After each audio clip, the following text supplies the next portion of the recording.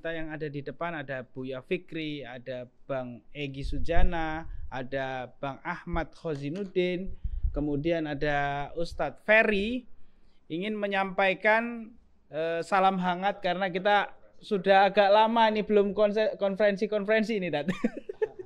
Agak lama kita belum konferensi, nah maka pada malam hari ini detik-detik yang menegangkan bagi para penguasa negeri ini. Karena di bawah khususnya kalangan tokoh, aktivis, kemudian cendekiawan, sekarang ini sudah ramai-ramai bersuara tentang hak angket soal kecurangan pemilu yang dari kemarin sebelum pemilu pun sudah digadang-gadang akan curang.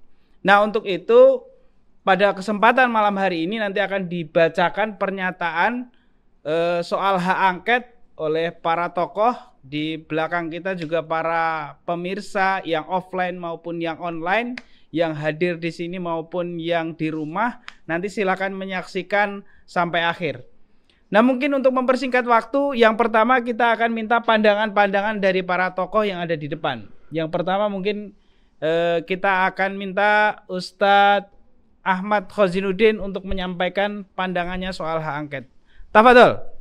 Takbir. Allah Akbar. Allah Akbar. Bismillahirrahmanirrahim. Allahumma sholli ala Muhammad wa ala ali Muhammad. Allahumma sholli alaihi.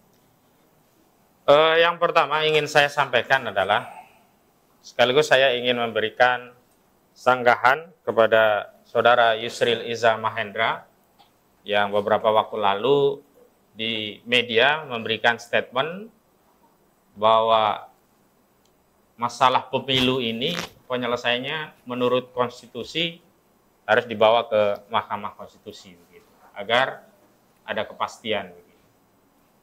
Nah, yang pertama saya ingin tegaskan bahwa dalam konteks hak angket itu ada dua materi muatan yang berbeda dan memang penyelesaiannya juga berbeda. Yang pertama, kalau materi muatannya adalah sengketa perselisihan hasil pemilu atau objek yang dipersoalkan adalah keputusan penetapan suara pemilu 2024 yang dikeluarkan oleh KPU, setuju. Kami sependapat bahwa itu prosesnya memang ke MK. Namun sampai hari ini kan belum ada keputusan yang dikeluarkan oleh KPU terkait penetapan hasil suara pemilu 2024. Karena itu saya juga menyanggah kalau ada narasi hak angket itu diajukan oleh pihak yang kalah. Karena sampai hari ini belum ada pihak yang kalah atau yang menang. Karena belum ada keputusan penetapan hasil suara pemilu 2024 oleh KPU. Adapun hasil hitung cepat entah lembaganya Kodari, DNIJA, dan yang lain-lain, saya ingin tegaskan informasi yang mereka keluarkan secara hukum tidak bernilai. Informasi yang mereka sampaikan secara hukum tidak bisa dijadikan rujukan untuk melakukan selebrasi kemenangan terhadap proses pemilu yang belum tuntas. Bahkan informasi-informasi itu mengganggu proses pemilu itu sendiri. Karena seolah-olah pikiran publik diajak untuk mempercayai hasilnya seperti yang mereka sampaikan. Dan kemudian nanti seolah-olah kalau KPU hasil akhirnya sama dengan lembaga-lembaga hitung cepat itu seolah-olah sudah benar juga. Padahal problemnya adalah apakah benar pemilu ini berjalan sesuai dengan ketentuan peraturan perundang-undangan. Sebagaimana diatur dalam Undang-Undang Nomor 7 Tahun 2017 tentang pemilu. Jadi sampai hari ini belum ada keputusan KPU tentang penetapan hasil suara pemilu 2024, sehingga saya tegaskan sekali lagi melalui konferensi pers hari ini bahwa belum ada pemenang atau siapapun yang kalah dalam pemilu ini. Karena itu tidak boleh ada narasi yang menyatakan bahwa hak angket itu diajukan oleh pihak yang kalah, tidak. Lagi pula, kepentingan yang ingin kami sampaikan melalui konferensi pers ini adalah bahwa Hak angket itu tujuannya adalah untuk melakukan proses penyelidikan terhadap dugaan kecurangan pemilu 2024 yang terjadi secara sistematis, masif, dan terstruktur, atau dibalik, terstruktur, sistematis, dan masif. TSM. Bahkan TSMB. Terstruktur, sistematis, masif, dan brutal. B ya. Iya. Kenapa Tambah bisa? lagi G, gila. Iya. Kenapa demikian? Karena temuan-temuan yang hari ini kita saksikan dalam sejumlah informasi, baik pra pencoblosan, saat pencoblosan, hingga hitungan yang dilakukan oleh Sirekap, itu semuanya mengindikasikan kecurangan yang bersifat terstruktur, sistematis, dan masif. Contoh, di dalam hasil hitung Sirekap itu kan ditemukan berbagai problem, diantaranya TPS-TPS yang secara ketentuan kita punya 823.000 TPS seluruh Indonesia yang harusnya masing-masing TPS maksimum itu 300 suara, kok bisa ada suara yang lebih dari itu, ada yang 80.000, ada yang 500, ada yang 1.000, itu kan sudah aneh gitu loh. Apalagi kemudian diperkuat oleh temuan dari Timnas Amin yang disampaikan oleh Saudara Bambang Wijoyanto yang menduga kuat ada desain algoritma di dalam sistem Sirekap KPU yang didesain untuk memenangkan paslon tertentu dengan kualifikasi suara tertentu. Artinya apa? Ada dugaan kuat sistem IT di KPU itu, sistem Sirekap, sistem rekapitulasi suara KPU itu didesain untuk memenangkan paslon tertentu dan dengan suara tertentu. Artinya suara tertentunya adalah melebihi 50% dan sebarannya sesuai dengan ketentuan pasal 416 tersebar di lebih 20 provinsi sehingga cukup satu putaran gitu. Nah, temuan dugaan seperti ini harus diklarifikasi, diverifikasi, dan dibuktikan. Dan format untuk mengklarifikasi, memverifikasi, dan membuktikan dugaan-dugaan kecurangan pemilu itu bukan di MK. Karena kalau hari ini kita mau membawa perkara itu ke MK belum ada objeknya. Apa yang mau kita gugat ke MK? Wong KPU belum mengumumkan keputusan kok.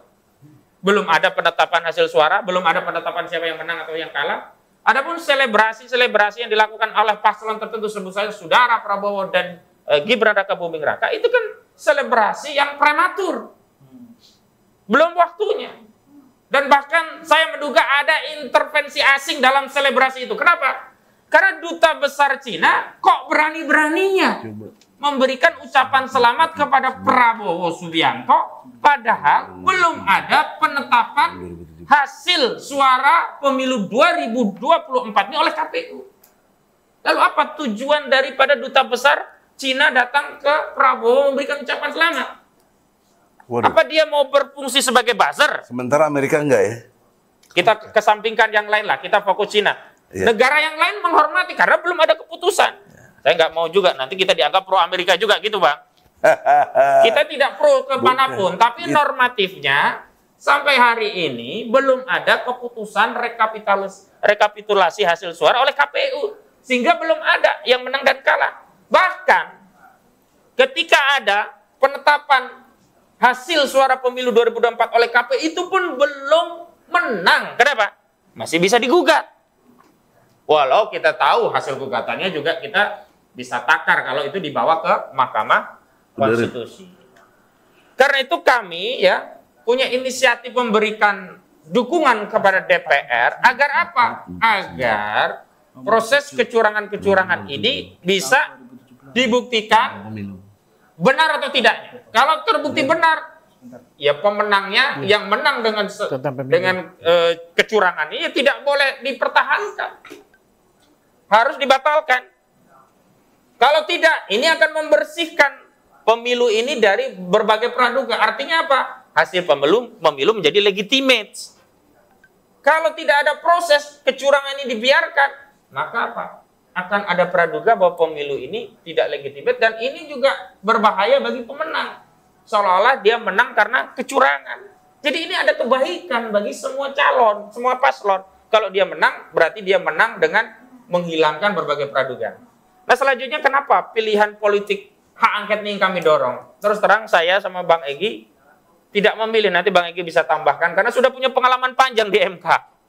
Apalagi pasca keluarnya putusan 02, Majelis Kehormatan Mahkamah Konstitusi. Ingat, Majelis Kehormatan Mahkamah Konstitusi memberikan sanksi Anwar Usman dicopot dari jabatannya sebagai ketua MK, itu bukan karena Anwar Usman main perempuan, bukan karena Anwar Usman main judi, bukan karena Anwar Usman misalkan dia mabok-mabokan, bukan. Jadi pelanggaran etiknya bukan terkait pribadi seorang Anwar Usman, tapi pelanggaran etik saat memutus perkara, mengadili dan memutus perkara nomor 90. Yang bersifat nepotisme. Di mana di putusan itu akhirnya Gibran bisa lolos karena pasal 169 huruf Q Undang-Undang nomor 7 tahun 2017 ditafsirkan dan akhirnya nggak harus 40 tahun, boleh kurang 40 tahun asal pernah menduduki jabatan politik melalui pemilu atau pilkada. Jadi umat normal ya. Artinya ketidakpercayaan kita bukan hanya kepada pribadi Anwar Usman, juga kepada lembaga MK, karena pelanggaran etik yang dilakukan oleh Anwar Usman yang dia dipecat itu bukan karena pelanggaran etik secara pribadi yang saya sebutkan tadi. Misalnya kan kalau kemarin itu Anwar Usman dicopot karena dia ketahuan selingkuh, karena mabok, karena judi, oh bisa kita katakan MK-nya masih baik. Anwar Usman saja yang brengsek. Tapi kan kemarin itu saat memutus, kalau memutuskan keputusan MK kolektif kolegial, tidak bisa sebenarnya disalahkan Anwar Usman saja. Artinya ini juga yang membuat kita tidak percaya sama lembaga Mahkamah Konstitusi. Kan semua hakimnya kan juga semua hakimnya kan terlibat di melanggar etik. Melanggar etik, bedanya sanksinya kalau Anwar Usman dicopot, yang lainnya mungkin teguran dan sebagainya begitu. Copot sebagai ketua ya. Ya. Karena itu kita tidak percaya membawa lembaga ke MK karena itu. Dan yang kedua, ingat yang kita dorong itu bukan 169. keputusan penetapan hasil suara oleh KPU, tapi proses pemilu yang curang. Karena itu kita dorong melalui hak angket. Kenapa? Kalau nanti hak angket itu bisa terrealisasi, dan syaratnya sederhana, minimal 2 fraksi, minimal tanda tangan 25 anggota dewan. Saya pikir PKS sama Nasdem saja cukup. Nasdem sama PKB saja cukup, apalagi kalau PKS, Nasdem, PKB sama-sama mengajukan hak angket. PDIP dan P3 juga mengajukan. Jadi ini barang ini. Kenapa? Kalau nanti hak angket, maka proses verifikasi, kemudian melakukan penelaahan, penyelidikan, bahkan pembuktian ada tidaknya kecurangan itu menjadi otoritatif. Misalnya,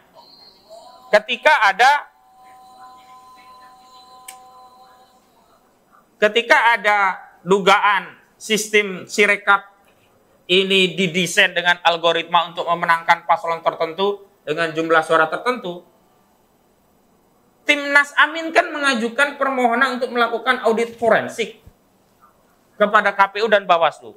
Tapi kan tidak ditindaklanjuti. Kenapa? Karena tidak punya kewenangan. Tapi nanti kalau DPR melalui panitia angket nanti, ya mau tidak mau harus dilakukan. Karena punya kewenangan, bahkan bukan hanya berwenang membentuk tim audit forensik, memerintahkan dilakukan audit forensik, memanggil KPU, memanggil Bawaslu, termasuk tim ini bisa memanggil saudara Joko Widodo. Bahkan memberhentikan bisa. Apabila ternyata dalam penyelidikan kecurangan pemilu ini terbukti ada indikasi melibatkan saudara Joko Widodo melalui cawe-cawe presiden, maka DPR harus manggil presiden. Ditanya di dalam sidang di depan DPR, "Hai Presiden, kenapa Anda ikut cawe-cawe? Kenapa Anda ikut curang? Kenapa Anda perintahkan sistem IT KPU itu untuk pemenangan calon tertentu, misalkan temuannya demikian." Nah, ini yang bisa melakukan ini DPR. MK nggak bisa. MK nggak bisa. Dan pertimbangan selanjutnya adalah begini, agar sengketa pemilu ini diselesaikan secara politik melalui politisi di Senayan. Jangan sengketa ini diselesaikan melalui hukum. Nggak akan tajam hukum itu melawan politik. Kecuali persoalan hukum bisa diselesaikan dengan lembaga hukum. Ini persoalan politik. Maka yang menyelesaikan harus lembaga politik, yakni DPR dengan kewenangan politik, kewenangan angket. Tambahannya adalah Kalau ini diambil alih DPR, maka rakyat juga ada jaminan keamanan. Jadi tidak lagi kita dibenturkan, kepung KPU, kepung MK. Sementara orang-orang partai tidak berinisiatif untuk membela suara-suara rakyat yang sudah memilih. Iya. Padahal kan kalau ya ini berhasil, yang beruntung siapa? Yang lebih beruntung partai karena mereka bisa menang gitu. Kalau merubah konstelasi kan mereka bisa menang. Nah, maka kita dorong partai ini yang punya kepentingan politik dan kekuasaan dia harus berada di depan.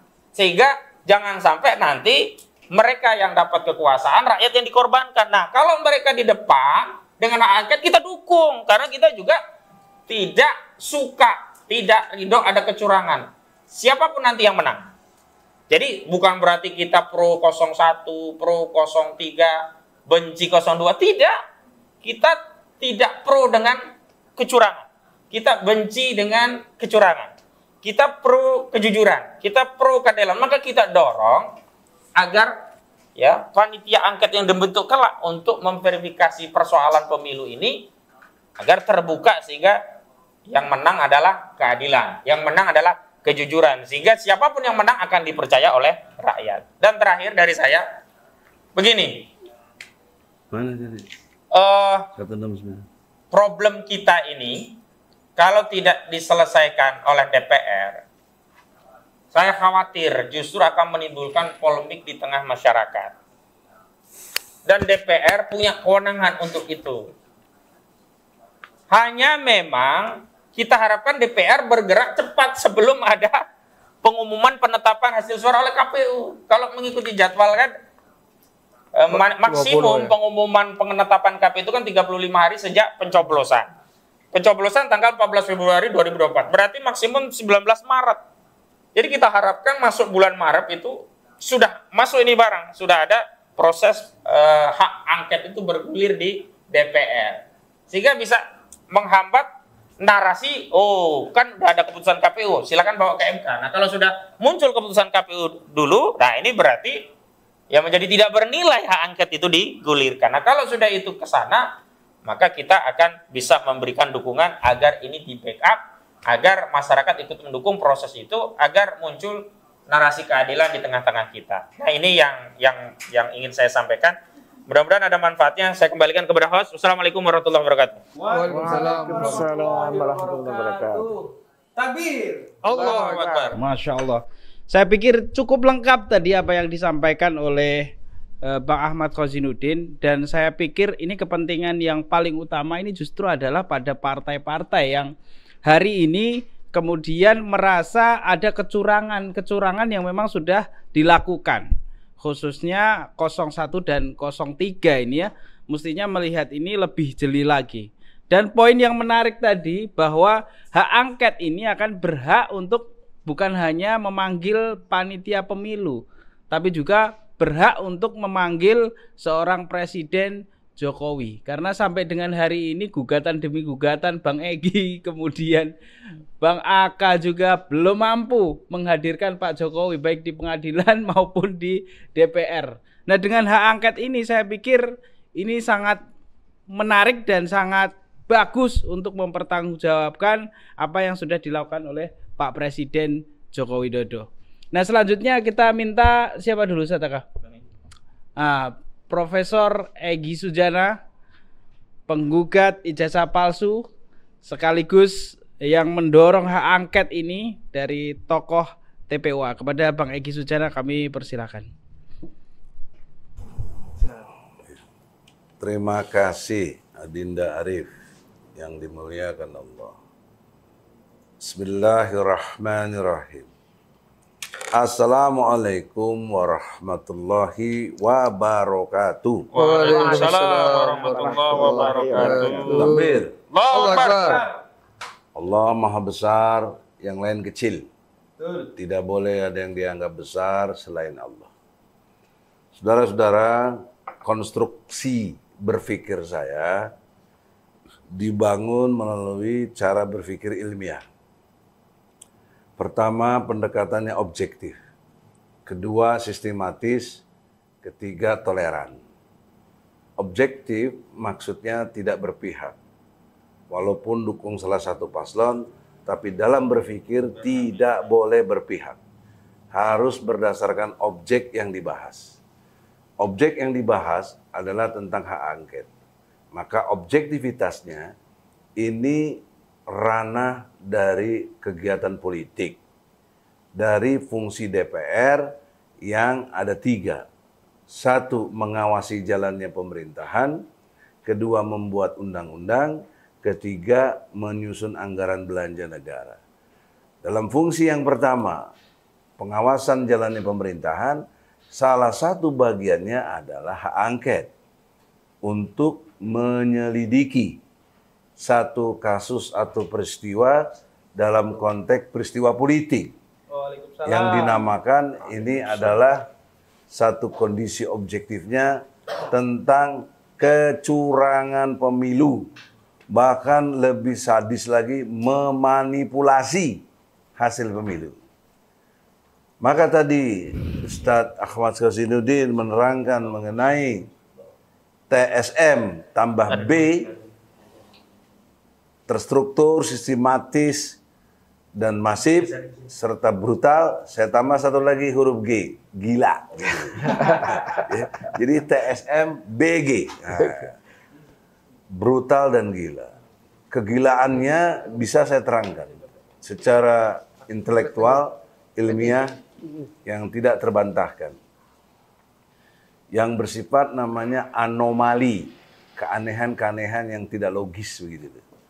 Satu contoh misalnya, kaitan satu TPS itu maksimal suara berisi 300 dalam kotak suara itu. Tapi untuk 02 ada terekam sampai 500.000 lebih. Jadi itu satu TPS tapi untuk satu kecamatan. Ini kan gila betul ini. Ya. Itu contoh. Belum lagi ada 54 juta pemilih tetap yang fiktif. Misalnya orang sudah meninggal, tapi tetap dimasukkan di dalam daftar itu. Banyak sekali yang sudah meninggal. Misalnya lagi satu kakak, kartu keluarganya itu. Ada 400. Kami khususnya dengan Fikri Bareno sudah datangi KPU. Betul Pak? Betul.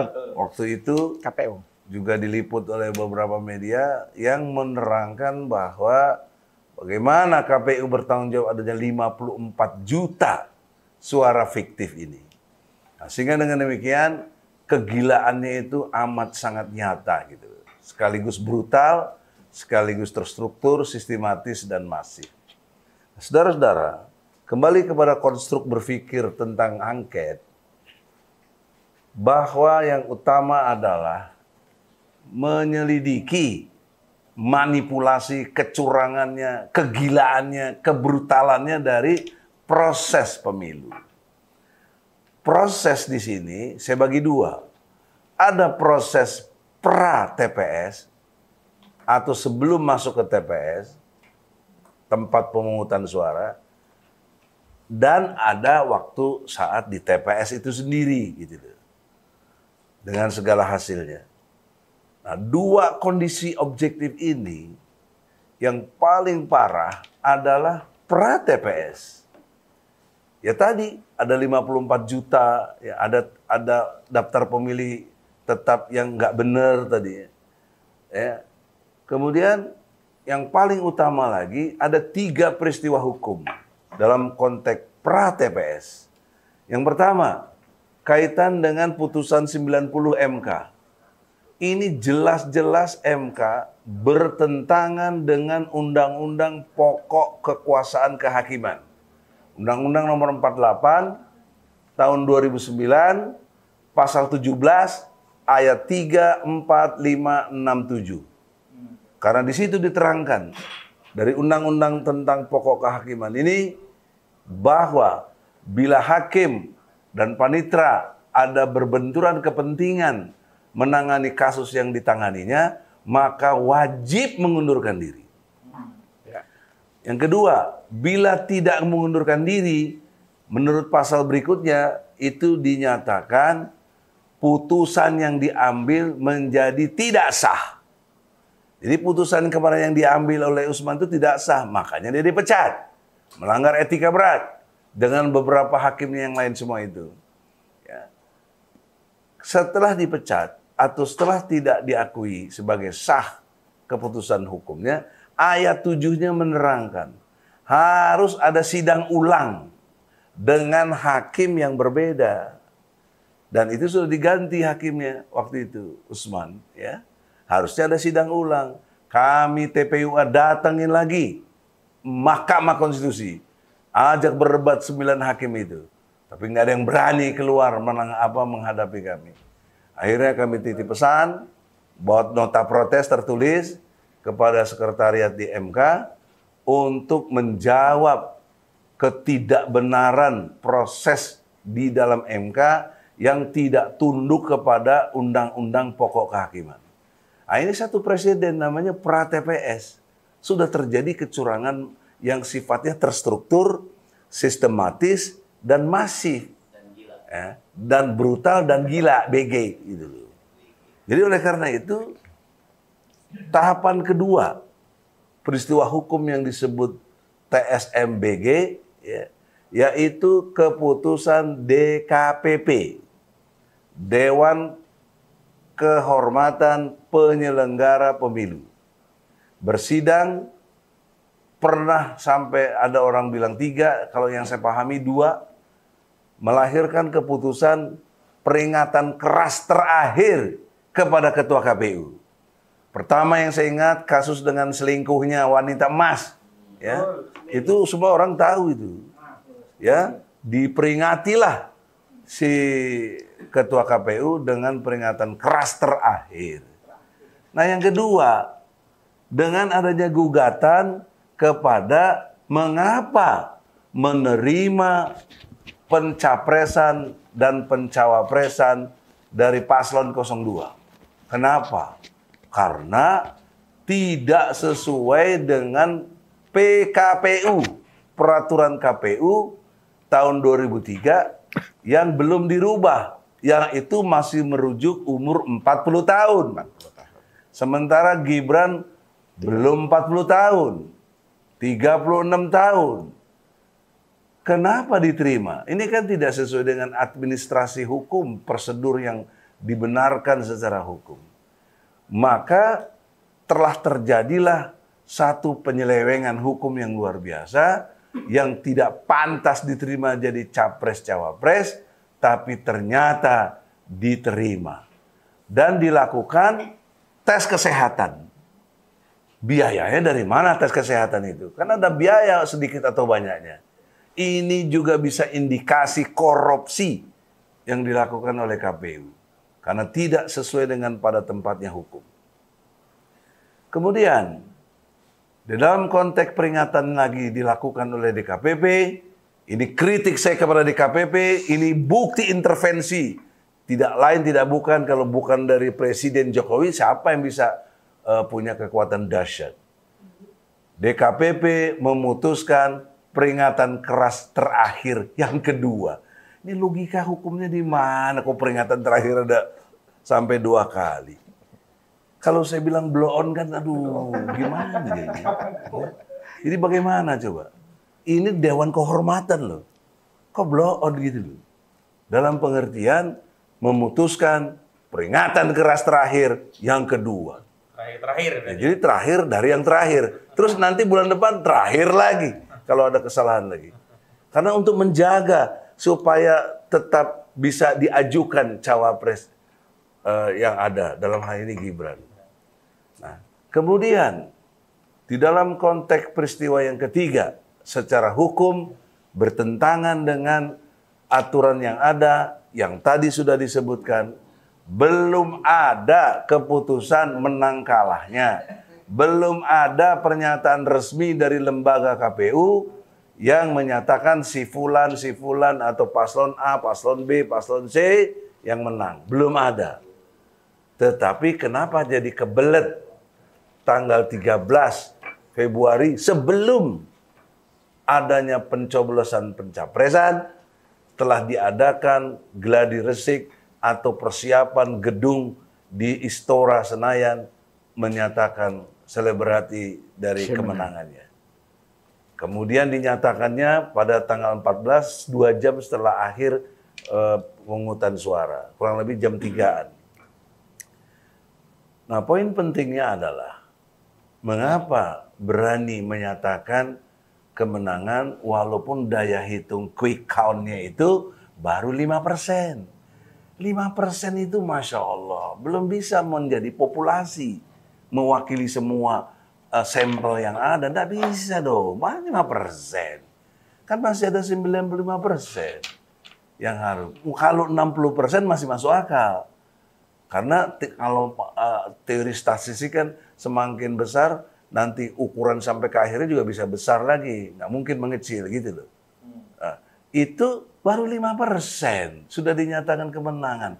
Jadi ini presiden kebelet atau kebelet jadi presiden gitu. Ya.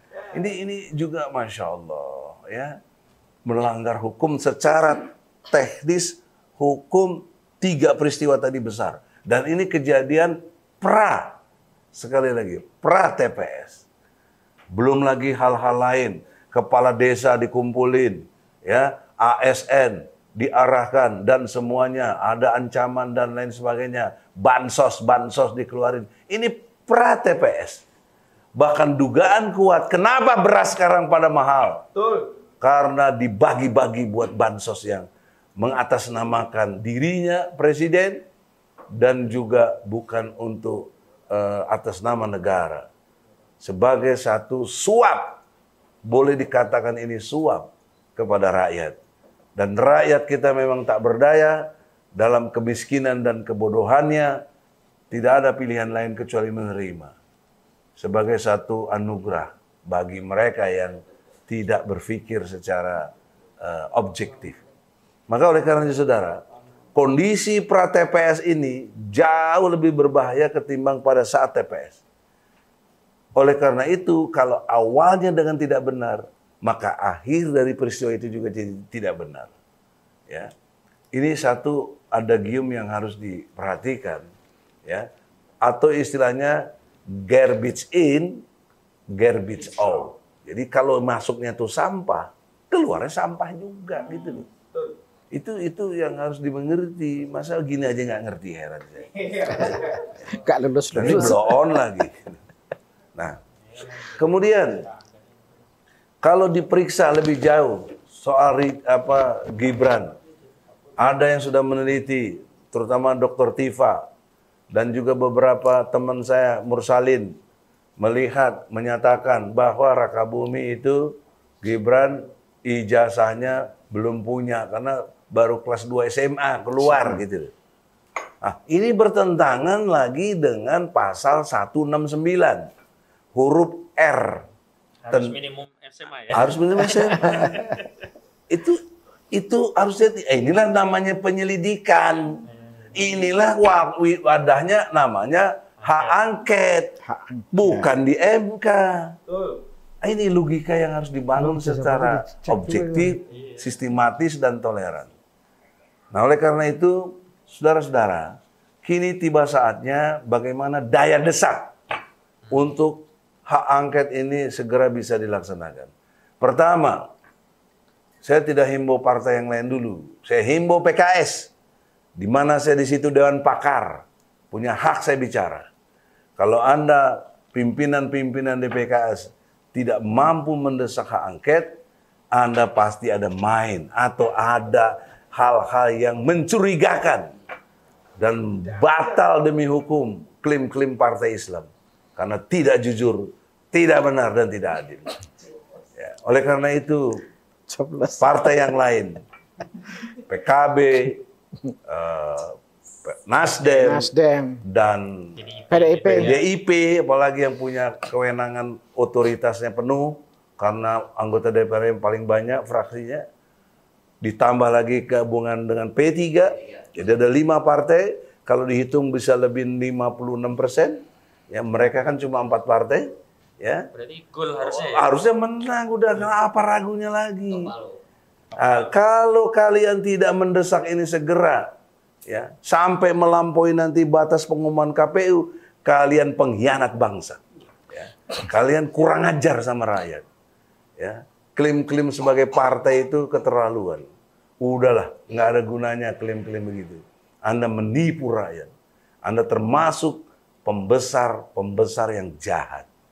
Yang diberitakan oleh Allah dalam wahyunya, surat Al-An'am ayat 123. Akabiru mujrimin. Pembesar yang jahat. Kejahatannya adalah menipu rakyatnya. Nah, ini sangat keras hukum dari Allah. Azabnya segera tiba nanti. Nah, persoalan seriusnya saudara-saudara. Kita ini kalau dihitung dari mulai adanya 2014 pemilu, 2019 pemilu, 2024 pemilu, dan pilpres. Karena serentak. Itu bisa dibayangkan. 3 kali peristiwa ini terjadi. Kok tidak ambil pelajaran yang mahal? Padahal secara ilmu hukum, saya bertaruh secara intelektual. Ayo bertaruh secara ilmu hukum ya. Sila keempat, kerakyatan yang dipimpin oleh hikmah kebijaksanaan dalam permusyawaratan perwakilan itu diabaikan. Bahkan seperti di tip X, di-delete, nggak berlaku lagi sila keempat. Karena apa? Karena ada pilpres. Bagaimana mau ada pilpres sementara sila keempat bilang mesti ada permusyawaratan perwakilan? Bagaimana ada pilkada yang kondisional objektifnya harus one man one vote? Ini bertentangan, jangankan dengan Al-Quran, dengan Pancasila yang kita sepakati sebagai harga mati buat berbangsa dan bernegara, kalian langgar, kalian hianati, kalian injak-injak itu nilai-nilai Pancasila. Tapi di sisi lain kalian teriak-teriak Pancasila harga mati. Penipu. Ini penipu, jelas. Ya. Rakyat harus mengerti, ini bertentangan dengan sila keempat.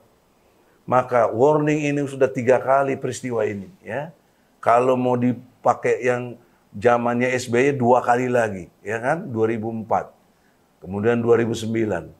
Dan seterusnya yang 3 tadi. Jadi udah 5 kali pemilu dengan one man one vote. Artinya sudah 5 kali pemilu. Berarti kurang lebih 25 tahun berjalan. 1 generasi bangsa Indonesia dibohongi oleh pembesar-pembesar penjahat itu. Oleh karena itulah kesadaran rakyat harus bangkit melawan keadaan ini. Ya. Maka oleh karena itu pula dalam kesempatan ini kita tidak ingin membuat kondisi kisruh, tapi kita harus dipandang sangka baik, ingin menegakkan hukum yang benar. Nggak ada urusan pilihan capres 01, 02, nggak ada. Kita mau menegakkan yang benar. Kebenaran ini harus ditegakkan. Karena ini muara dari keadilan. Ya, awalnya harus jujur, benar, dan adil. Saya kira itu poin pentingnya untuk kita semua. Semoga Allah ridho. Dan perjuangan kita tidak boleh gentar dengan apapun. Kita dengan seadanya dan mohon bantuan Allah. Allah datangkan insya Allah ribuan malaikat yang menaungi kita. Assalamualaikum warahmatullahi wabarakatuh. Waalaikumsalam warahmatullahi wabarakatuh. Takbir. Masya Allah. Kalau Prof Eki sudah ngomong nih semuanya ini langsung jadi panas ini. Semua partai tadi disebut. Para anggota DPR juga disebut. Dan Prof Eki menarik tadi ada kata-kata pengkhianat ini berarti kalau sampai kemudian membiarkan kecurangan ini terus berlangsung sudah. Dasarnya pasal 7A. Nah, dasarnya pasal 7A UUD 45. Dan semakin lama, semakin malam ini nampaknya semakin panas. Masih ada beberapa tokoh. Nanti sebelum ada pernyataan sikap dari para tokoh, kita minta waktunya dari Buya Fikri Bareno. Buya Fikri Bareno kemarin termasuk salah satu yang ikut konstelasi politik DPRD ya, Buya. DPRD DKI. Kita ingin tahu apa yang terjadi. Kemudian kita ingin tahu bagaimana kemudian kecurangan-kecurangan itu dilakukan. Silakan Buya, tafadhol. Bismillahirrahmanirrahim. Assalamualaikum warahmatullahi wabarakatuh. Waalaikumsalam warahmatullahi Innal hamdalillah nahmaduhu wa nasta'inuhu wa nastaghfiruh wa na'udzubillahi min syururi anfusina min sayyiati a'malina. May yahdihillahu fala mudilla lahu wa may yudlil fala hadiyalah. Asyhadu an la ilaha illallah wahdahu la syarikalah wa asyhadu anna Muhammadan abduhu wa rasuluh. Allahumma shalli wa sallim ala Muhammad wa ala alihi washabbihi ajmain, amma ba'd. Yang pertama sekali saya mengucapkan terima kasih kepada pembawa acara, Ustaz Zinuddin, Bang Egy, semuanya.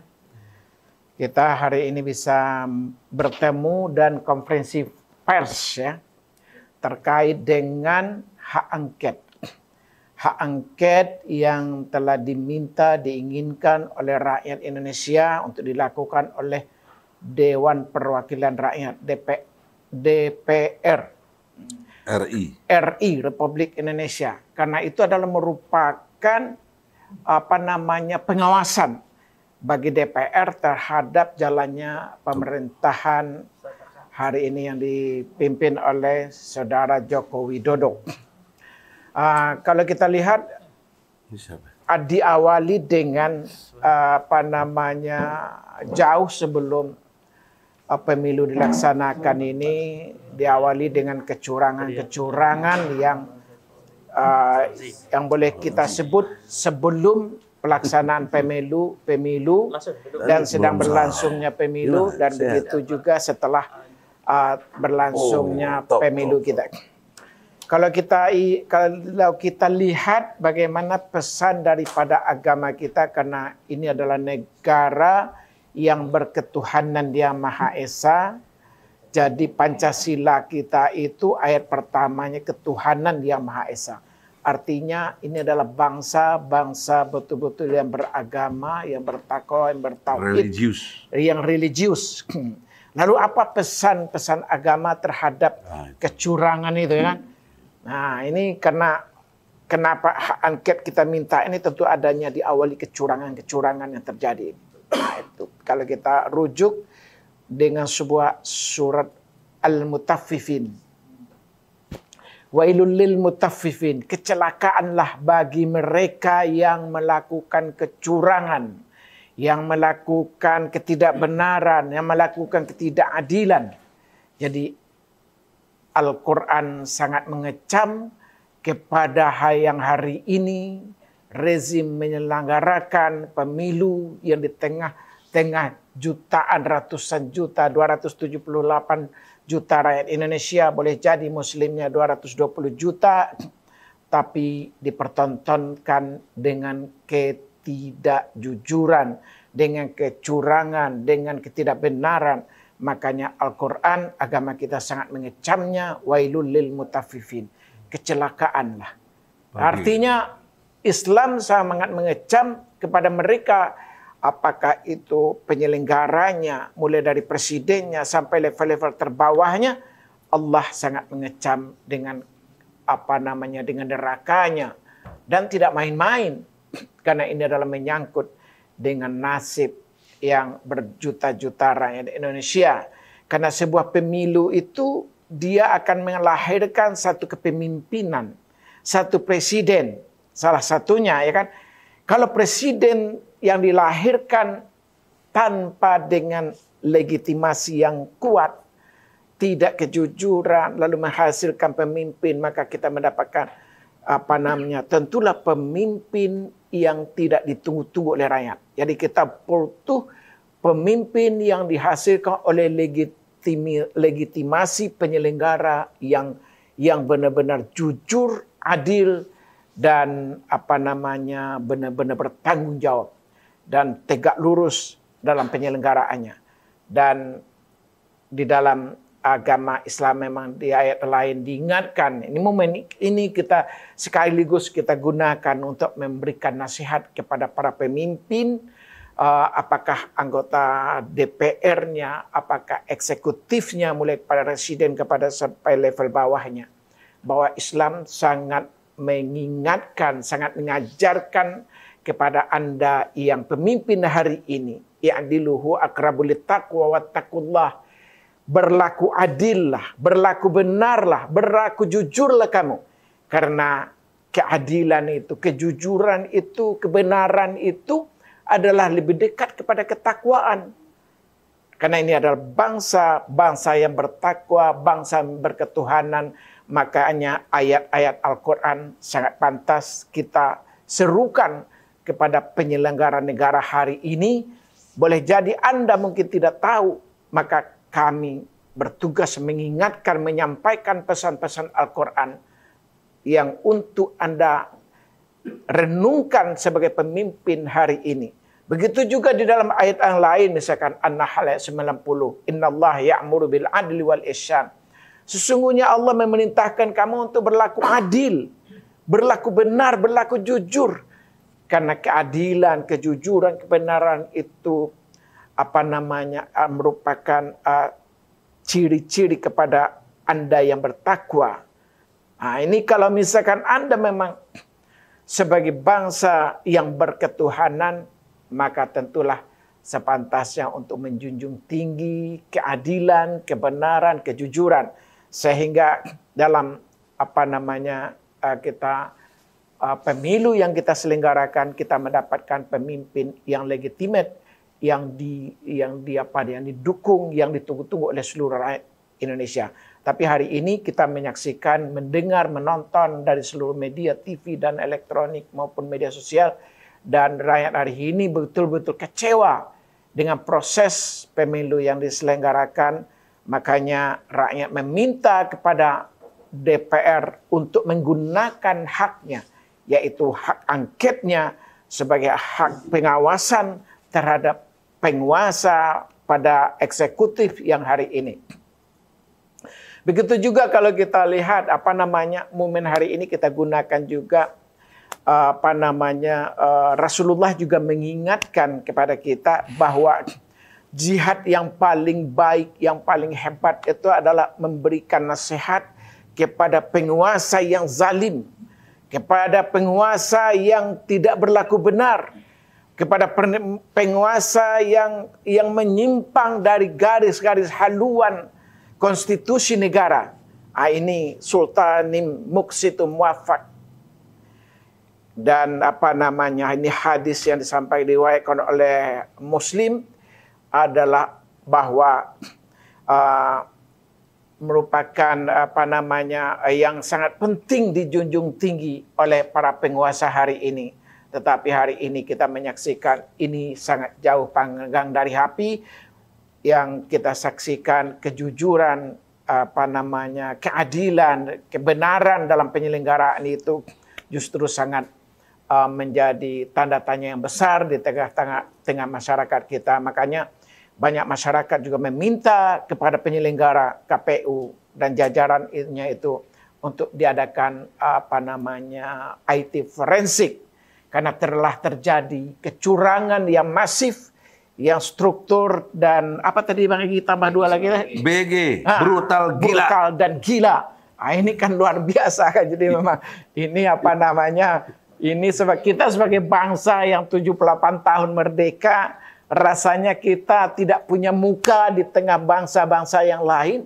Kita sebagai bangsa orang timur yang beradab, berakhlak, beretika, tetapi 2 periode dipimpin oleh saudara Jokowi, justru kita memalukan kita sebagai bangsa yang besar. Orang timur yang katanya beradab, beretika, tapi hari ini berpancasila. Berpancasila lagi kan, berkonstitusi Undang-Undang 45 yang di sana luar biasa ya. Ayat-ayatnya, pasal-pasalnya itu baik Pancasila dan konstitusi negara kita yang diinspirasi oleh Al-Quran dan Sunnah oleh para ulama-ulama terdahulu kita. Tapi hari ini kita betul-betul dipermalukan di tengah bangsa-bangsa yang beradab lainnya di dunia ini. Jadi kalau kemudian saya ingin menyampaikan juga ini memang diawali juga di samping tadi saya sampaikan kecurangan itu diawali dengan mengangkat Gibran ya kan, yang melabrak aturan daripada usia itu kan harusnya minimal usia 40 tahun, lalu dengan keputusan MK, padahal MK tidak punya kewenangan untuk membuat norma. Merubah norma hukum itu. Tapi inilah yang karena ada paman di situ kan akhirnya usia 36 tahun pun Jadi disulap menjadi bisa. Ini kan menjadi ditambah lagi dengan itu gilanya gitu. itu gilanya gitu kan. Nah, ditambah lagi dengan Jokowi begitu Gibran setelah ditetapkan sama MK, lalu Jokowi menyatakan dia akan cawe-cawe dan berpihak. Dan berpihak kan. Boleh kampanye dan juga disampaikan di depan Panglima TNI TNI kita. harusnya netral. Iya, dia menyatakan bahwa presiden juga boleh kampanye. Nah, ini di mana dasarnya gitu kan? Padahal ketika dia diangkat, Saudara Jokowi diangkat menjadi presiden dulu tuh di bawah kitab suci dia berjanji akan menjunjung tinggi undang-undang dan konstitusi negara seadil-adilnya gitu Bang Rena. Sebenar-benarnya. Selurus-lurusnya. Pasal 9 UUD 45. Undang Dasar 45. Tetapi di depan Panglima TNI kalau saya tidak salah itu di Halim ini dia menyatakan presiden saya katanya juga boleh kampanye ini kan udah ini mungkin termasuk pasal yang gila. Asal tidak pakai fasilitas negara. Padahal di belakangnya ada Hercules. Maksudnya pesawat ya kan. Semua digunakan ya inilah Memang punya siapa itu. Jadi inilah kebrutalan rezim hari ini 78 tahun ya. Mulai Presiden Soekarno sampai dengan Jokowi membangun bangsa ini sampai 2014 ini udah meletakkan pondasi-pondasi bangsa yang menjadi bangsa yang beradab, beretika, menjunjung tinggi undang-undang dan konstitusi. Tetapi 2014 dipimpin sama Saudara Jokowi sampai hari ini 2 periode, seluruh yang disusun oleh para petinggi bangsa ini mulai dari Soekarno sampai dengan SBY semua diluluh lantakan, ditabrak, semua aturan sudah dilakukan kesewenang-wenangan dan saya rasa seluruh rakyat kita paham betul, tahu betul bahwa pelanggaran seluruh hukum-hukum itu dilabrak semua sama Bapak Presiden Jokowi yang baru hampir 2 periode ya kan. Kalau kita lihat Pak Harto 32 tahun berkuasa di negeri ini, seluruh kekuasaan bangsa ini mereka kendalikan, tetapi tetap tunduk dan patuh dengan undang-undang. Bahkan dia tahu diri. Dan tahu diri. Mengundurkan diri. Begitu diminta oleh rakyat, dia tidak dipercaya, malah saya akan berhenti jadi presiden. Ya kan? Bukan akan berhenti. Berhenti jadi presiden. Inilah adab, etika, akhlak seorang pejabat tinggi negara. Boleh jadi kita tidak suka dengan Soeharto. Itu diatur dalam TAP MPR nomor 6. Nomor 6 tahun 2001. Kalau sudah tidak dipercaya oleh rakyat, maka mundur. Nah ini, saya rasa hari ini kalau kita adakan polling, saya rasa bahwa kepercayaan rakyat kepada Jokowi sudah melebihi dari 70% mungkin ya kan. Nah, ketidakpercayaannya. Harusnya dengan sikap negarawan, sikap yang mundur, gitu. Saya berhenti jadi presiden. Nah, itu harusnya Pak Presiden kita ini Pak Jokowi. Nah, ini harusnya meniru ya kan Bapak Soeharto, begitu tidak itu masih belum tidak dipercaya ya kan, baru ada tokoh-tokoh ingin memberikan tausiah kepada Pak Soeharto, ada pergerakan rakyat seperti ini. Bahkan Presiden Soeharto langsung, saya berhenti jadi presiden. Seluruh rakyat Indonesia kaget ya kan. Tidak mengira ketika itu, karena dia masih kuat. Iya, kekuatan negara masih dia kendalikan. Baru 3 bulan. Baru 3 bulan digoyang.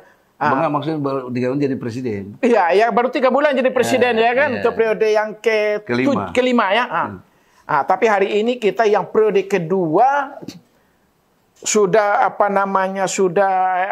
hampir jalan 5 tahun. Sudah banyak 2021 ya digugat. Iya kan?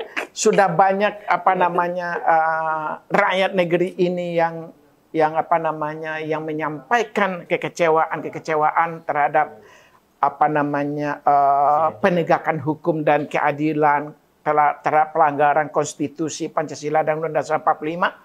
Tetapi semuanya tidak mungkin didengar pun tidak hanya masuk kuping kanan keluar kuping kiri, mungkin didengar pun tidak saja kan. Nah inilah kita hadir hari ini, kita menyampaikan konferensi pers ini, kita meminta kepada Dewan Perwakilan Rakyat kita, karena Anda telah kami pilih, telah kami angkat menjadi anggota Dewan Perwakilan Rakyat, wakil kita di sana di parlemen. Tolong Anda gunakan hak angket Anda untuk melakukan pemanggilan kepada eksekutif yang terlibat. Mulai daripada presidennya, KPU-nya, semua jajarannya yang punya andil untuk merusak sistem pemilihan kita ini, pemilu kita ini, yang sehingga pemilu hari ini banyak menjadi kontroversial, bahkan tidak hanya kontroversial, tapi adalah pemilu yang sangat brutal ketidakjujurannya dan gila tadi itu. Nah, jadi makanya ini kita menuntut anggota dewan, mulai dengan tentunya dengan fraksi yang paling besar, Bu Mega, PDIP, ya kan, PDIP. Dengan PDIP-nya, kita rakyat menunggu betul nih. Kita telah memilih Anda, begitu juga PKS, Nasdem, PKB-nya. Ya. Kalau semua kekuatan itu disatukan, ini kekuatan sudah lebih dari 50+1 nih. Tambah lagi P3 ya kan. Nah ini 5 partai. 5 partai. Jadi rakyat lawan menunggu. Dan rakyat hari ini jangan Anda kira tidak mengamati, tidak menyaksikan. Ini detik demi detik, menit demi menit, rakyat betul-betul mengawasi betul ini. Rakyat menginginkan betul adanya hak angket.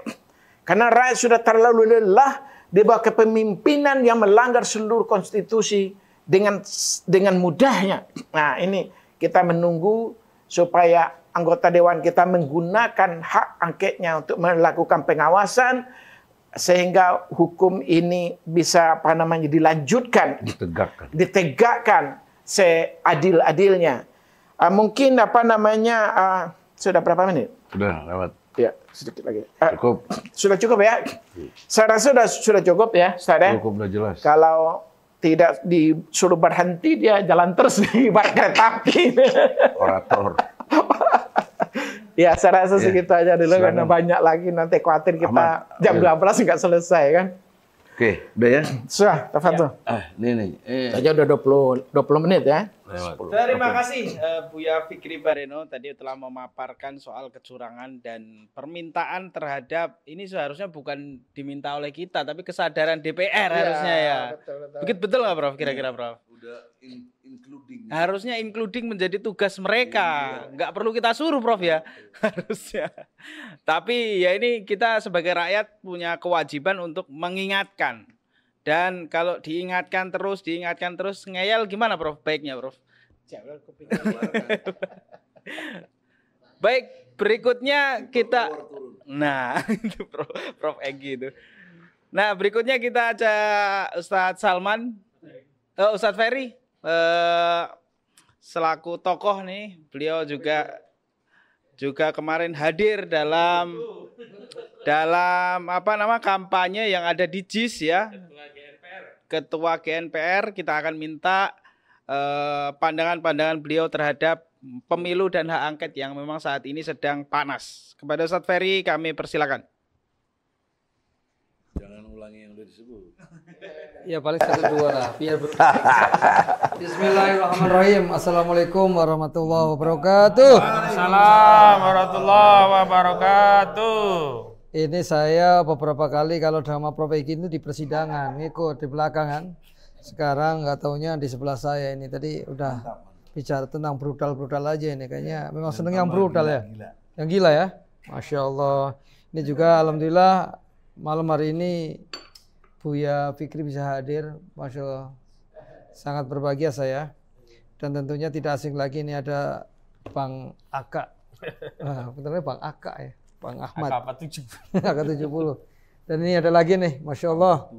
Ini senior kita ini, Bang Ustadz Nur Salman. Ya. Alhamdulillah kita malam hari ini ataupun hari saat ini bisa bertemu dalam membahas mengenai, tadi saya dengar berkali-kali angket itu angkat ya ini ya. Harus diangkat. Harus kita angkat. Angkat ya. Tapi sebelum ini kita selalu mendengarkan, bahkan mungkin agak muak kita, bahasa kecurangan terus itu, Prof. Jadi yang bikin gak mau apa? Ya itulah, Manipulasi. Jadi setiap waktu tuh rakyat berbicara. Saya mengatasnamakan rakyat, nama GNPR ya, Gerakan Nasional Pembela Rakyat ya. Jadi atas nama rakyat nih. Yang rakyat ini macam-macam, yang ada wong cilik, kadang ngerti hukum dan tidak, tapi setiap saat kita mendengarkan kecurangan sampai kayaknya kok nggak ada yang baik aja di negeri ini gitu. Nah, ini yang akhirnya kita mendengarkan apa yang terjadi. Ternyata kecurangan ini bukan hanya kali ini saja, Prof. Sejak 2019 kita mendengarkan kecurangan itu. Bahkan akhirnya puncaknya terjadi kasus 21-22 Mei. Ya berdarah-darah negeri ini. Dan kecurangan itu tidak pernah ditelusuri ataupun proses dengan hukum. Bahkan ada yang ditembakin.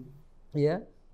Makanya karena itu terjadi dibiarkan, hari ini terjadi lagi, Bro. Dan terjadinya bukan hanya kecurangan doang. Tadi ada brutal dan gilanya, Bro. Wah, itu yang luar biasa. Kalau dulu mungkin hanya mikirkan dirinya sendiri, Bro. Untuk menjadi kuasa gitu ya. Nah, sekarang kalau sudah mikirin anaknya ini lebih gila lagi. Kan sayang anak. Nah, itu. Nah, akhirnya apa? Nepotismenya muncul.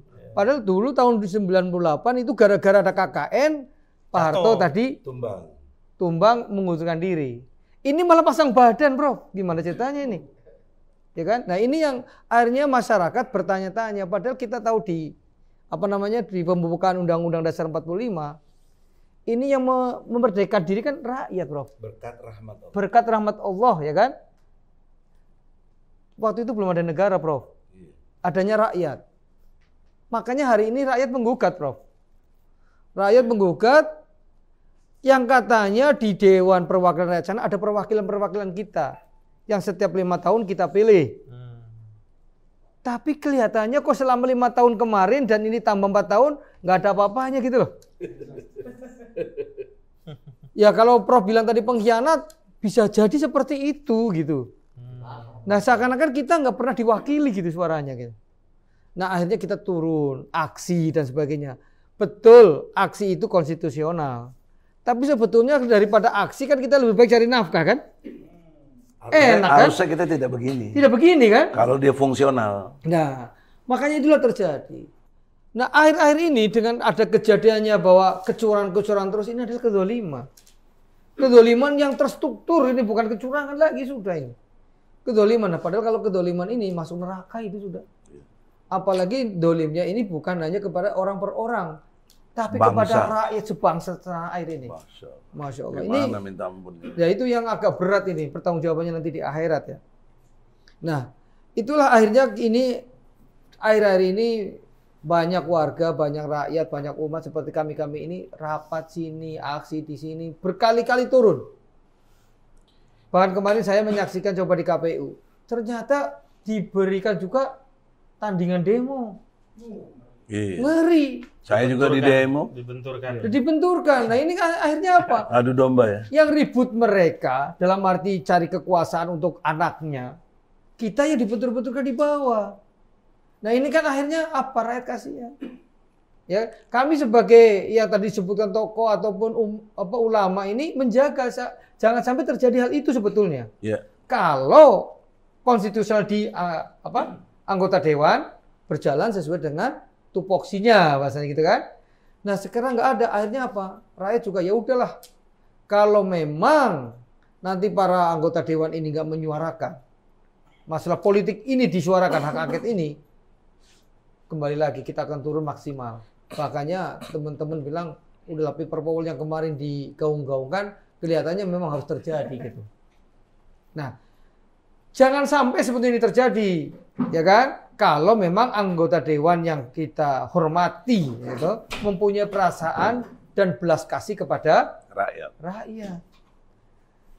Nah, kemarin juga mendengar, ini area terakhir ini, beras sudah mulai naik, Bro. Nah, padahal penghasilan kita tetap aja tuh nggak naik. Nah, kan naik bahkan kemarin pun usaha-usaha banyak yang mulai collab nih. belum bangkit dari terjadinya COVID-19 kemarin. Semua pada naik, fair, kecuali iman turun. Kalau Imron turun juga dia. Nah inilah yang akhirnya coba kita di mimbar ini ingin menyampaikan, mudah-mudahan deh anggota dewan mendengar, ya kan, bahwa rakyat di sana sini ini ingin benar-benar perwakilannya yang di pusat itu, ya kan, benar-benar membantu kita untuk menyuarakan. Kalau memang betul nanti ternyata setelah hak angket ini terjadi dan Pak Jokowi melanggar beberapa aturan, ya dengan legowo lah. Karena banyak orang yang mengatakan Pak Jokowi ini katanya negarawan yang hebat. Tunjukkan itu. Jangan diadu domba masyarakat di bawah ini. Ya kan? Kalau ternyata ini akhirnya masyarakat ini diadu domba dengan ini, kasihan. Saya dapat informasi bahwa dengan adanya kerusuhan tahun 98, Indonesia mundur itu sekian tahun banyak kok. Yang harusnya sudah hebat dibandingkan Malaysia dan lainnya, akhirnya ini masih terengah-engah kita ini. Jauh. Nah jangan sampai hal itu terjadi lagi. Sehingga apa? Bangsa ini semakin mundur. Nah kalau bangsa semakin mundur, pendidikan kurang, kesehatan kurang, akhirnya apa? Sengsara lagi rakyat. Jangan sampai terjadi kerusuhan. Tapi tunjukkanlah bahwa para anggota dewan di sana, dan kemudian Pak Jokowi juga tunjukkan kenegarawannya. Sehingga apa? Hasilnya betul-betul kita lihat.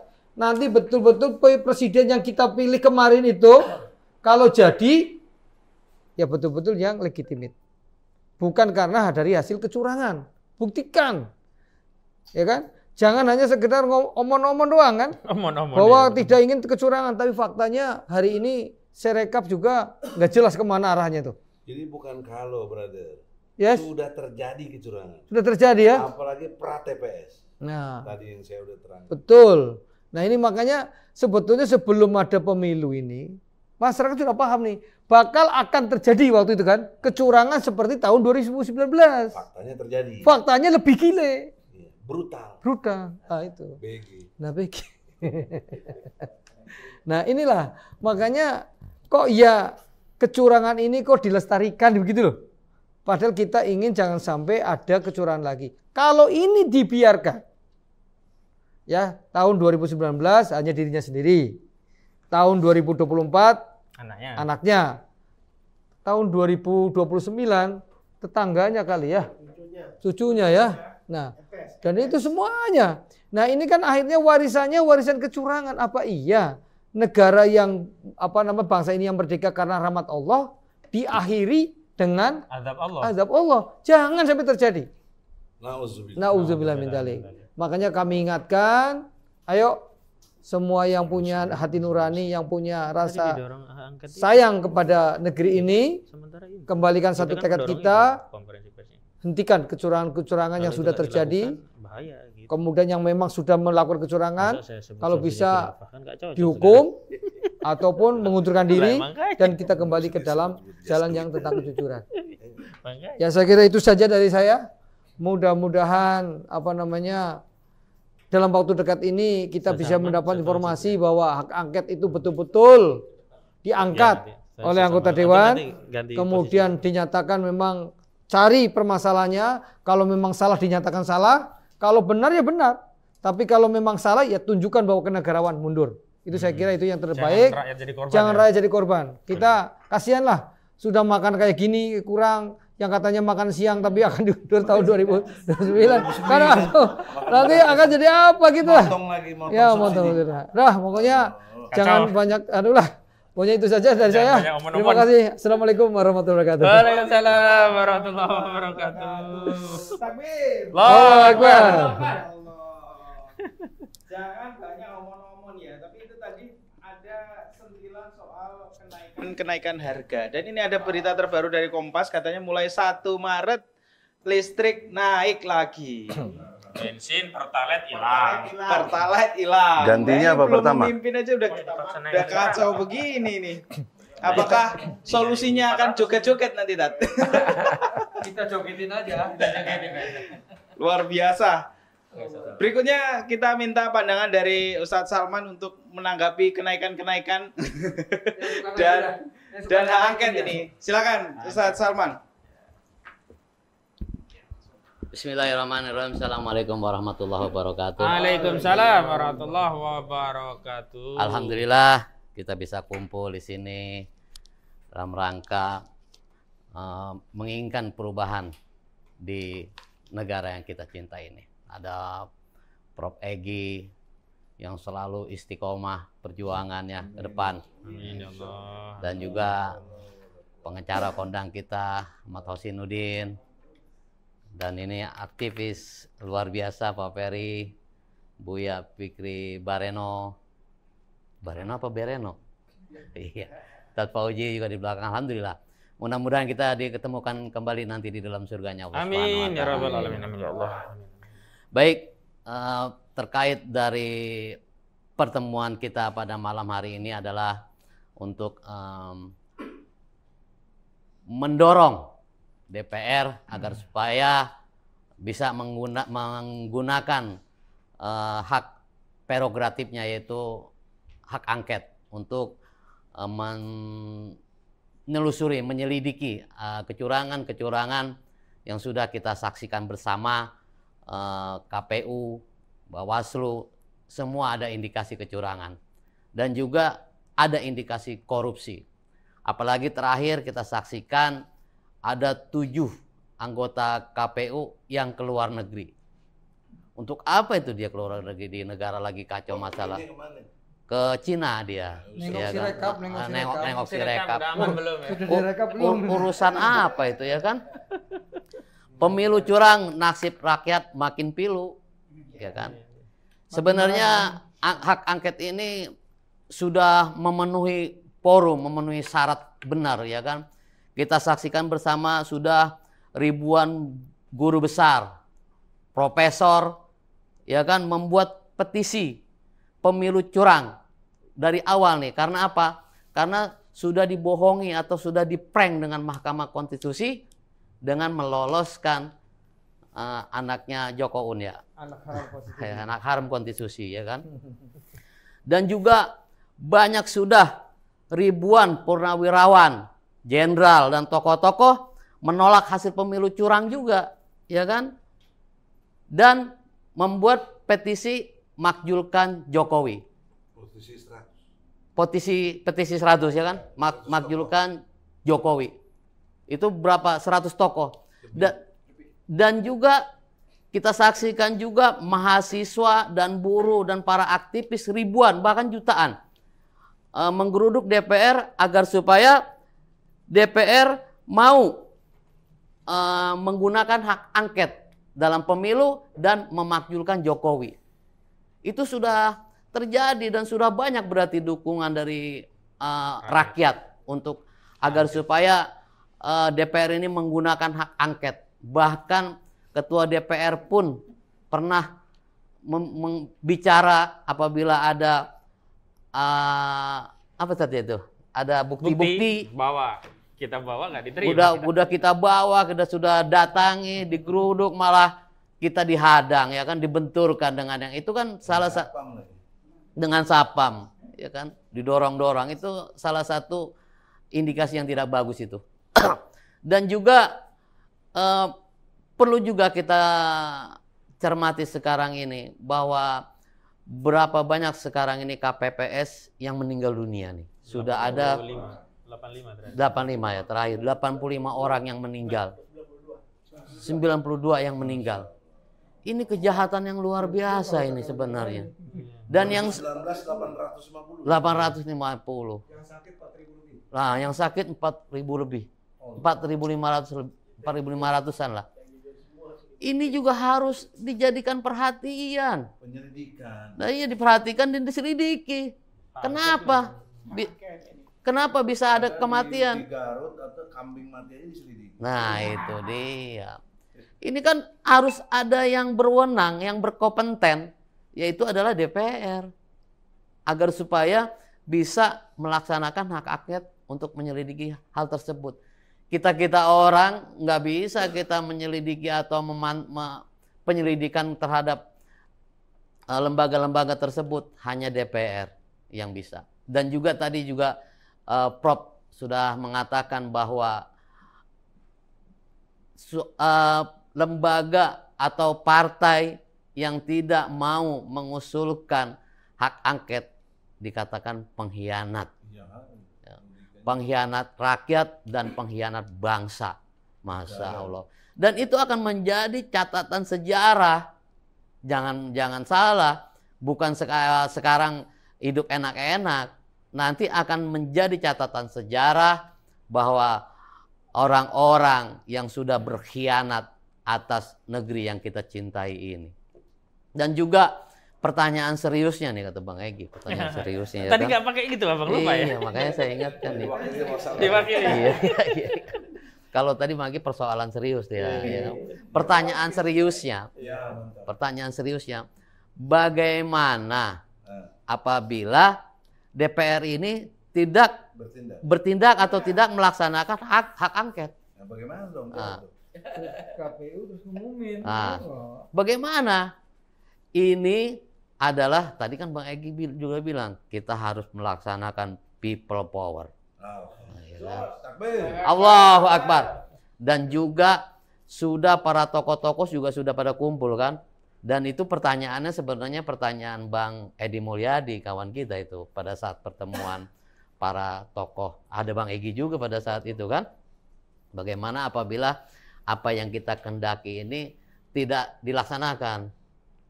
Tapi jawaban Prof. Din Samsudin agak-agak lembut. Tapi Prof. Egy yang langsung harus people power. Wah ya kita kepung KPU. Kita kepung DPR. Kan sudah kejadian. Nah itu sudah dilaksanakan. Tapi belum klimaks. Mungkin itu menunggu klimaks mungkin ya kan. Dan memang kita sadari semua. Ini sudah menjadi rahasia umum. Bahwa presiden kita ini sudah urat malunya sudah putus. Dan bahkan sudah menantang sebenarnya. Kalau memang bisa mengalahkan saya hebat. Itu kan itu sudah seperti Tuhan itu. Makanya ada sebutan Jokoun ya. Fir'aun. Makanya disebutnya Jokoun. Banyak itu yang sebut-sebut Jokoun. Bukan saya yang sebut ya. Saya hanya meneruskan. Ya kan. Dan juga di sini juga kita pesan juga sama wakil presiden kita. Ini wakil presiden kita nggak dicolek-colek ini, ya kan? Cing-cing. Ada yang bilang wakil presiden kita itu orang paling enak di Indonesia. Kerjaannya pakai sarung terus. Iya. Itu maknanya dalam itu. Pakai sarung terus. Iya. Baru udah nyambung ya kan. Jadi kami sarankan kepada yang terhormat Wakil Presiden Indonesia Kiai Ma'ruf Amin bahwa pemilu curang ini adalah membikin rakyat semakin pilu. Dan tolong kami rakyat Indonesia, Jokowi itu haram sudah untuk memimpin negara ini. Tolong Bapak Kiai Ma'ruf Amin untuk memberikan usulan atau saran atau tampil langsung menyerukan untuk Bapak Jokowi mengundurkan diri atau dimakjulkan Bapak Jokowi. Karena Bapak Jokowi ini sudah tidak menerapkan hukum-hukum Allah dan hukum-hukum agama dan hukum-hukum undang-undang dasar dan hukum-hukum Pancasila sudah dilabrak sepenuhnya. Makanya Bapak Ma'ruf Amin tolong makjulkan Bapak Jokowi dan pilihlah pemimpin yang melaksanakan ajaran-ajaran agama dan taat kepada undang-undang dasar agar supaya negara Indonesia menjadi negara baldatun thayyibatun warabun ghafur. Amin ya Allah ya rabbal alamin. Kurang lebihnya mohon maaf. Wabillahi taufiq wal hidayah. Assalamualaikum warahmatullahi wabarakatuh. Waalaikumsalam warahmatullahi wabarakatuh. Allahu Akbar, Masya Allah. Sebelum ada pernyataan terakhir masih ada Ustaz Fauzi Abdillah nanti yang akan menyampaikan pandangan-pandangannya terkait dengan di sini aja Ustaz. Nanti saya pindah ke belakang. Silakan kepada Ustaz Fauzi kami berikan waktunya mungkin 15 menit Ustaz. untuk menyampaikan pandangannya. Tafadhol.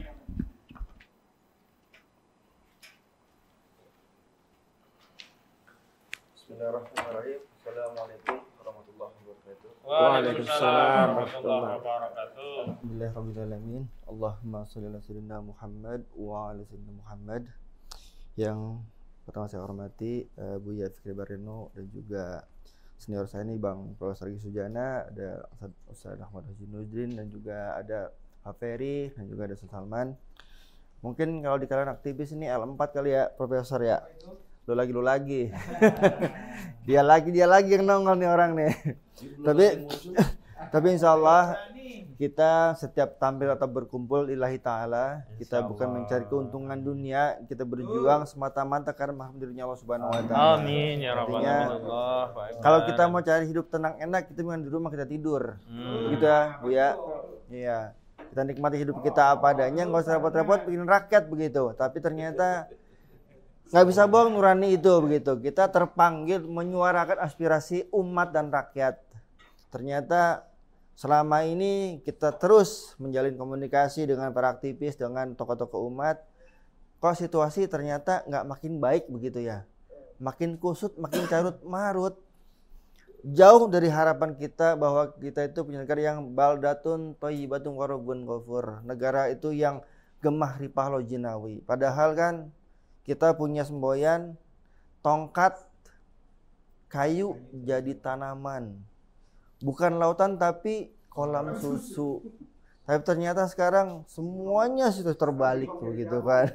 Sekarang ya itu yang paling luar biasa itu nanam singkong, tumbuh jagung.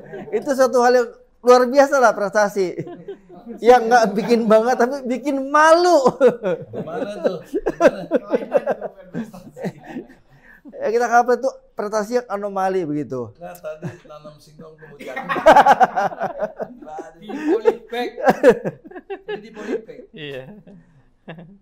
Jadi mungkin kembali ke materi utama kita terkait dengan masalah hak angket DPR, terkait dengan maraknya gitu kan isu-isu yang sebetulnya bukan isu tetapi Udah kejadian. rahasia umum gitu kan, fakta yang nyata dan jelas hanya belum punya legitimasi secara normatif formal begitu. Artinya kita lihat orang ini sudah mencuri, sudah ada saksi, sudah ada bukti, cuma karena belum disidang dia masih berkelit bahwa saya belum divonis bersalah begitu.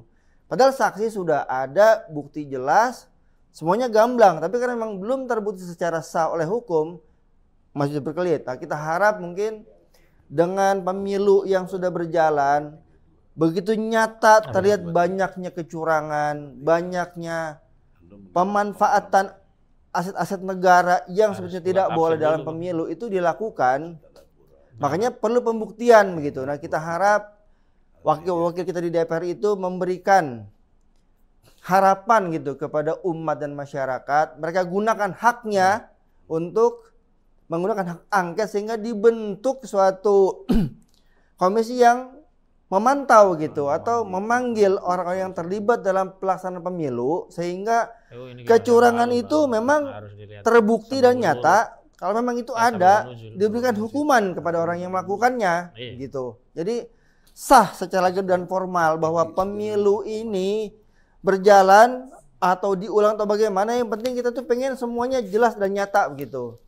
Yang curang mendapatkan hukumannya dan yang jujur berlanjut dengan kejujurannya. Karena dalam setiap kontestasi ya pasti ada yang menang dan ada yang kalah. Tetapi yang menang belum tentu mulia dan yang kalah belum tentu hina. Tetapi yang curang pasti celaka.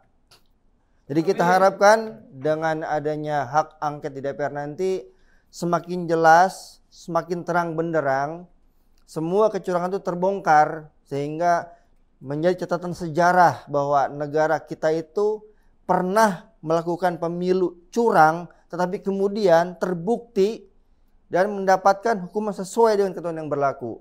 Sehingga nanti hasil kita melakukan pimpinan yang kita harapkan, pemimpin yang mengayomi rakyatnya bukan yang menindas rakyatnya, pemimpin yang merangkul bukan yang memukul, pemimpin yang benar-benar menjadi pemimpin yang mengajak bangsa ini menjadi bangsa yang sejahtera, yang gemah ripah loh jinawi. pemimpin yang mengajak umat Islam dan umat agama lain pun bisa melaksanakan ajaran agama sesuai dengan aturannya tanpa adanya intervensi, tanpa adanya intimidasi. Intinya kita harapkan dengan adanya hak angket ini betul-betul kita bisa begitu mengharapkan kepada anggota dewan, kepada para pemimpin kita di DPR itu mengarahkan gitu supaya kecurangan yang memang punya bukti dibuktikan seterang-terangnya. Sehingga nanti kita mendapatkan pemimpin sesuai yang kita harapkan. Apabila pemimpin itu curang, bagaimana mungkin dia bisa membawakan itu kepada kesejahteraan? Kalau kita flashback sejarah, ketika tahun 2014 kita ditipu oleh SMK. 2024 ada MK.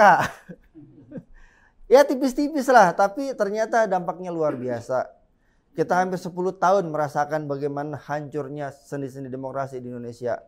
Dan sekarang kita sangat berharap pada wakil-wakil kita itu bisa menyuarakan aspirasi kita dengan dibentuknya hak angket di DPR untuk menginvestigasi terjadinya kecurangan-kecurangan dalam pemilu baik pilpresnya maupun dari legislatifnya. Karena kalau kita lihat secara kasat mata, sebetulnya banyak juga partai-partai yang sebetulnya nggak lolos, tapi karena mereka punya koneksi kekuasaan diloloskan ke dalam peserta pemilu. Mungkin kalau nanti terbentuk dari hasil angket itu panitia khusus bisa diselidiki semua sehingga benar-benar nanti kalau wah, luar biasa.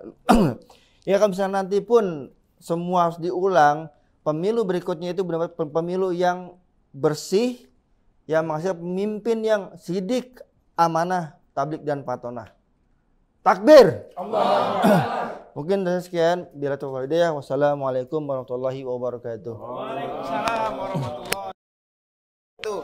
Terima kasih banyak Ustadz Fauzi Abdillah yang telah menyampaikan paparan-paparannya. Dan terakhir kita akan membacakan ya Ustadz Aka ya. Akan dibacakan Ustadz Ahmad Khozinuddin pernyataan sikap para tokoh, ulama dan aktivis tentang hak angket yang sebelum dibacakan ada tambahan dari Profesor Egy Sujana. Silakan, Prof. Ya, jadi saudara-saudara, kita jangan cuma onani intelektual Kesorot semua ya? atau masturbasi intelektual. Tapi harus ada action.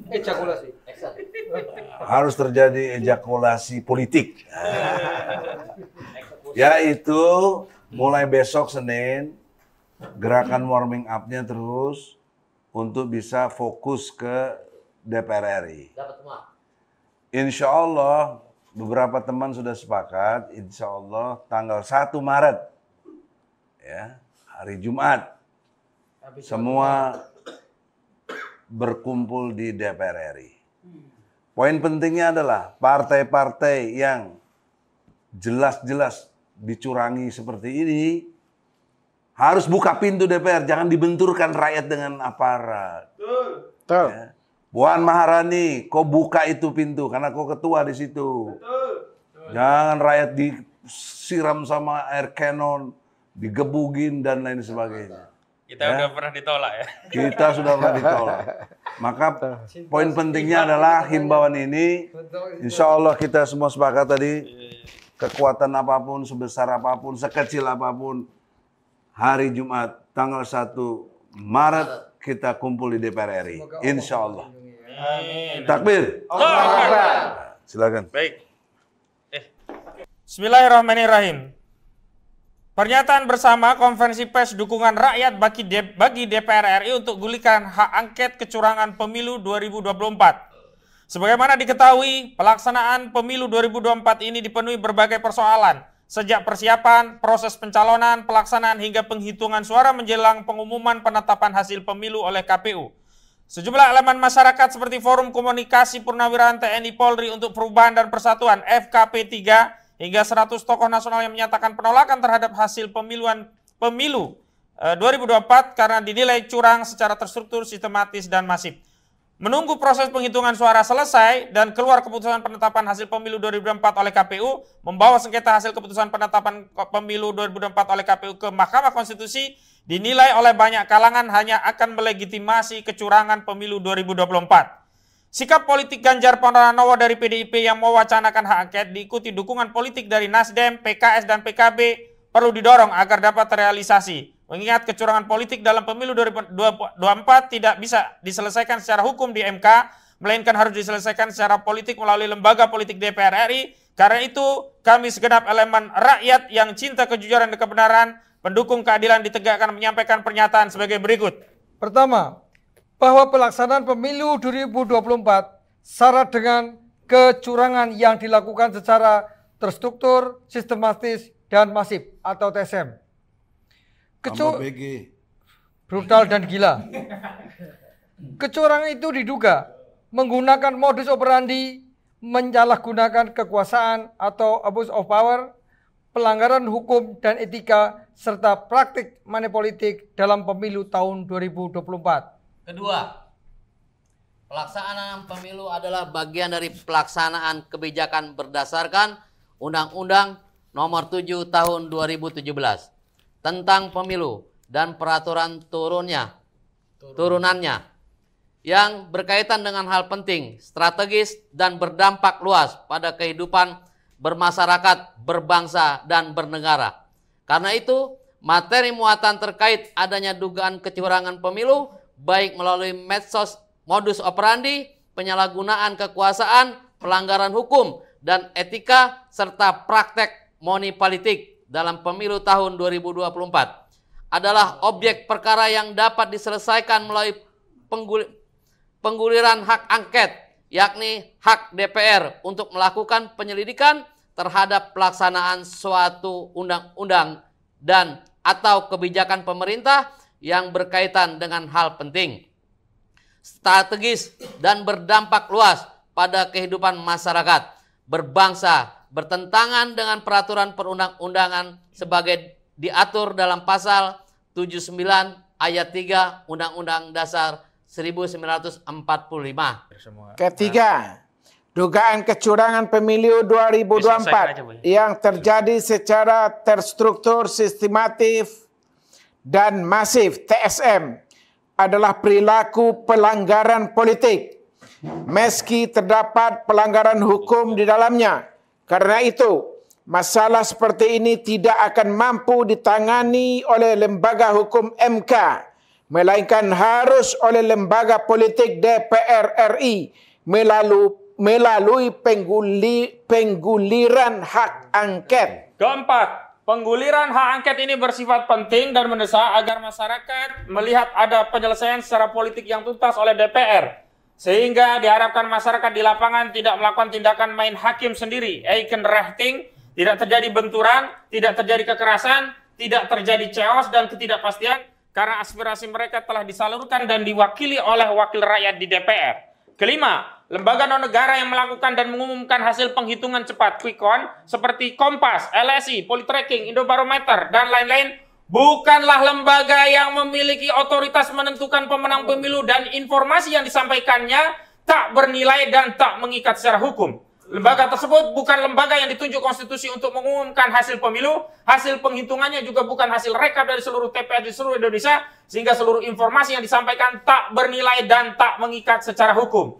Keenam, menurut jadwal KPU menetapkan hasil pemilu secara nasional dan hasil perolehan suara pasangan paslon, perolehan suara partai politik juga untuk anggota DPR, dan perolehan suara untuk calon anggota DPD paling lambat 35 hari setelah pemungutan suara. Itu artinya penetapan hasil suara pemilu akan diumumkan KPU paling lambat tanggal 19 Maret 2024 pasca pemungutan suara 14 Februari 2024 lalu. Karena itu, sebelum ada keputusan resmi dari KPU, kami menghimbau kepada segenap elemen anak bangsa agar menahan diri dan tidak mengedarkan klaim sebagai pemenang pemilu 2024. Kami menyayangkan adanya sejumlah selebrasi dan klaim yang disampaikan sebelum adanya keputusan KPU, termasuk ucapan selamat yang dilakukan Duta Besar Cina untuk Indonesia kepada Prabowo, karena tindakan tersebut justru memicu keresahan dan pembelahan di tengah masyarakat. Ketujuh, mengingat untuk mengajukan hak angket hanya dibutuhkan minimal 2 fraksi dan 25 suara, maka kami mengimbau agar PDIP, P3, Nasdem, PKS, dan PKB segera menggulirkan hak angket sebelum ada pengumuman keputusan hasil pemilu dari KPU. Melalui hak angket yang digulirkan oleh DPR, diharapkan segenap rakyat dapat mengetahui secara detail proses kecurangan yang terjadi dan memberikan kepercayaan kepada publik atas hasil pemilu 2024. Demikian pernyataan disampaikan Bekasi 24 Februari 2024 tertanda Ahmad Qasiduddin SH, Profesor Dr. Egy Sujana SH MSI, Buya Fikri Bareno, Ustadz Ferry Kustanto, Ustadz Nur Salman, Ustadz Fauji Abdillah. Takbir! Assalamualaikum warahmatullahi wabarakatuh. Waalaikumsalam warahmatullahi wabarakatuh. Mohon para tokoh-tokoh silakan duduk kembali. Demikianlah teman-teman apa yang disampaikan pada konferensi pers pada malam hari ini, dan mudah-mudahan ini segera dilaksanakan oleh DPR karena sesungguhnya ini adalah tugas DPR. Dan tadi partai-partai yang diserukan oleh Bang Ahmad Qasiduddin, saya pikir ini menjadi wacana yang paling penting saat ini sebelum pengumuman KPU. Demikian, terima kasih yang sudah menonton di Mimbar Tube, ada AK Channel, ada Anti Oligarki, ada Bang Edi Channel, dan Bang Egy Sujana Channel yang merilai acara ini. Terima kasih. Bang Refli Harun juga, Gaspol juga. Terima kasih yang sudah menonton. Wassalamualaikum warahmatullahi wabarakatuh.